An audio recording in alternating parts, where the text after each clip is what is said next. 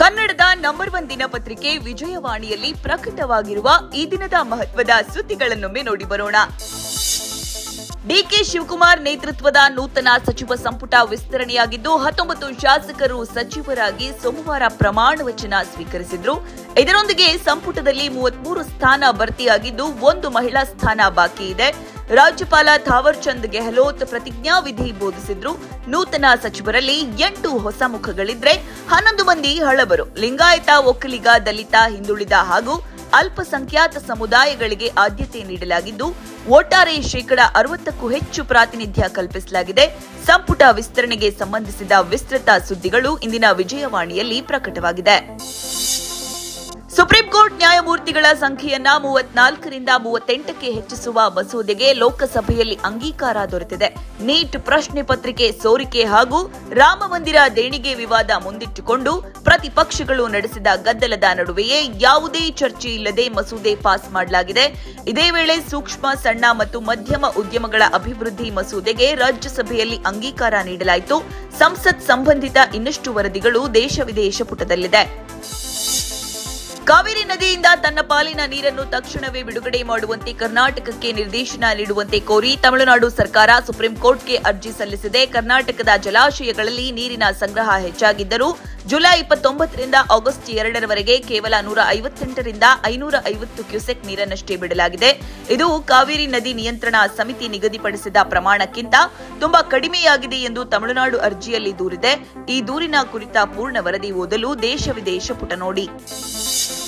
ಕಾವೇರಿ ಜಲಾನಯನ ಪ್ರದೇಶದ ಜಲಾಶಯಗಳು ಭರ್ತಿಯಾಗುತ್ತಿದ್ದರೂ ಉತ್ತರ ಕರ್ನಾಟಕದ 111 ತಾಲೂಕುಗಳಲ್ಲಿ ತೀವ್ರ ಬರ ಪರಿಸ್ಥಿತಿ ಮುಂದುವರೆದಿದೆ ಎಂದು ಡಿಸಿಎಂ ಡಾ ಜಿ ಪರಮೇಶ್ವರ್ ತಿಳಿಸಿದ್ದಾರೆ.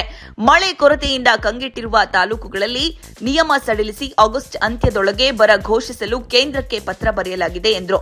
ಕೆಆರ್ಎಸ್ ಡ್ಯಾಂ ಒಳಹರಿವು ಹೆಚ್ಚಿದ್ದು ಮುಂದಿನ 2ರಿಂದ 3 ದಿನಗಳಲ್ಲಿ 90% ಭರ್ತಿಯಾಗುವ ಸಾಧ್ಯತೆ ಇದೆ ಎಂದು ಮಾಹಿತಿ ನೀಡಿದರು. ರಾಜ್ಯದ ಬರಸ್ಥಿತಿ ಬಗ್ಗೆ ತಿಳಿಯಲು ಸಮಸ್ತ ಕರ್ನಾಟಕ ಪುಟ ನೋಡಿ.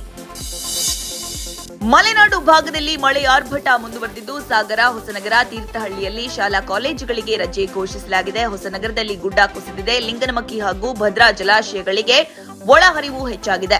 ಆದರೆ ದಕ್ಷಿಣ ಕನ್ನಡ, ಉಡುಪಿ ಸೇರಿ ಕರಾವಳಿ ಭಾಗದಲ್ಲಿ ಮಳೆ ತುಸು ತಗ್ಗಿದೆ. ಬಂಟ್ವಾಳದಲ್ಲಿ ಶನಿವಾರ ನೀರು ಪಾಲಾಗಿದ್ದ ವ್ಯಕ್ತಿಯ ಶವ ಪತ್ತೆಯಾಗಿದೆ. ದಕ್ಷಿಣ ಒಳನಾಡಿನಲ್ಲಿ ವಾಡಿಕೆಗಿಂತ ಮಳೆ ಕುಂಠಿತವಾಗಿದ್ದು ಜುಲೈನಲ್ಲಿ 69% ಕೊರತೆಯಾಗಿದೆ. ಈ ಸುದ್ದಿಗಳಿಗೆ ಸಮಸ್ತ ಕರ್ನಾಟಕ ಪುಟ ನೋಡಿ. ಜಗತ್ಪ್ರಸಿದ್ಧ ತಿರುಪತಿ ವೆಂಕಟೇಶ್ವರ ಸ್ವಾಮಿ ದೇವಾಲಯದ ಐಕಾನಿಕ್ ಲಡ್ಡು ಪ್ರಸಾದಕ್ಕೆ 311 ವರ್ಷ ಪೂರ್ಣಗೊಂಡಿದೆ. 1715 ಆಗಸ್ಟ್ 2ರಂದು ಮೊದಲ ಬಾರಿಗೆ ದಪ್ಪ ಬೂಂದಿಯ ಲಡ್ಡುವನ್ನ ತಯಾರಿಸಿ ದೇವರಿಗೆ ನೈವೇದ್ಯ ಮಾಡಲಾಗಿತ್ತು. 3 ಶತಮಾನ ಕಳೆದ್ರೂ ಲಡ್ಡುವಿನ ಸ್ವಾದ, ಭಕ್ತಿ ಹಾಗೂ ಪಾವಿತ್ರ್ಯತೆ ಹಾಗೆಯೇ ಉಳಿದುಕೊಂಡಿದೆ. ಪ್ರಸ್ತುತ ಪ್ರಸಾದದ ಗುಣಮಟ್ಟ ಕಾಯ್ದುಕೊಳ್ಳಲು ಕಚ್ಚಾ ಪದಾರ್ಥಗಳ ಕಲಬೆರಕೆ ಪತ್ತೆಗೆ ಎಐ ಆಧಾರಿತ ಯಂತ್ರಗಳನ್ನು ಬಳಸಲಾಗ್ತಾ ಇದೆ. ಸಂಪೂರ್ಣ ಲೇಖನ ಚಿಂತನ ಪುಟದಲ್ಲಿದೆ. ರಸ್ತೆ ಅಪಘಾತ ತಪ್ಪಿಸಲು ವಾಹನಗಳ ನಡುವೆ ನೇರ ಮಾಹಿತಿ ವಿನಿಮಯ ವ್ಯವಸ್ಥೆಯನ್ನ ಕಡ್ಡಾಯಗೊಳಿಸಲು ಕೇಂದ್ರ ಸರ್ಕಾರ ಕರಡು ಅಧಿಸೂಚನೆ ಹೊರಡಿಸಿದೆ. 2027ರ ಆಗಸ್ಟ್ 1ರಿಂದ ತಯಾರಾಗುವ ಎಲ್, ಎಂ ಮತ್ತು ಎನ್ ವರ್ಗದ ವಾಹನಗಳಲ್ಲಿ ಹಂತ ಹಂತವಾಗಿ ಇದು ಜಾರಿಯಾಗಲಿದ್ದು 2028ರ ಸಂಪೂರ್ಣ ಕಡ್ಡಾಯವಾಗಿದೆ.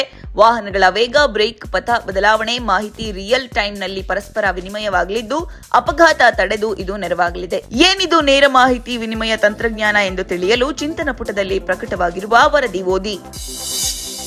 ದೆಹಲಿಯ ಜಂತರ್ ಮಂತರ್ನಲ್ಲಿ ಇತ್ತೀಚೆಗೆ ನಡೆದ ವಿದ್ಯಾರ್ಥಿಗಳ ಪ್ರತಿಭಟನೆಗೆ ಪಾಕಿಸ್ತಾನ ಸೇರಿ ವಿದೇಶಿ ಖಾತೆಗಳಿಂದ ಕುಮ್ಮಕ್ಕು ಸಿಕ್ಕಿರುವ ಶಂಕೆ ವ್ಯಕ್ತವಾಗಿದೆ. ಪಾಕ್ ಸಂಪರ್ಕಿತ 400ಕ್ಕೂ ಹೆಚ್ಚು ಸಾಮಾಜಿಕ ಜಾಲತಾಣ ಖಾತೆಗಳು, 180 ಇನ್ಫ್ಲುಯೆನ್ಸರ್ಗಳು ಹಾಗೂ 3 ಡಿಜಿಟಲ್ ಕಂಪನಿಗಳ ಮೇಲೆ ದೆಹಲಿ ಪೊಲೀಸರು ನಿಗಾ ಇಟ್ಟಿದ್ದಾರೆ.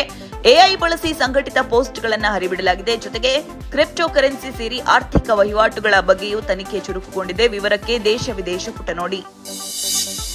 ಕೊರೋನಾ ಬಳಿಕ ಬಾಲಿವುಡ್ನಲ್ಲಿ ನೈಜ ಘಟನೆ ಹಾಗೂ ಸಾಧಕರ ಕುರಿತಾದ ಬಯೋಪಿಕ್ ಸಿನಿಮಾಗಳ ಕ್ರೇಜ್ ಹೆಚ್ಚಾಗಿದೆ. ಕಳೆದ 5 ವರ್ಷಗಳಲ್ಲಿ ಬರೋಬ್ಬರಿ 90ಕ್ಕೂ ಅಧಿಕ ಬಯೋಪಿಕ್ಗಳು ತೆರೆಕಂಡಿದೆ.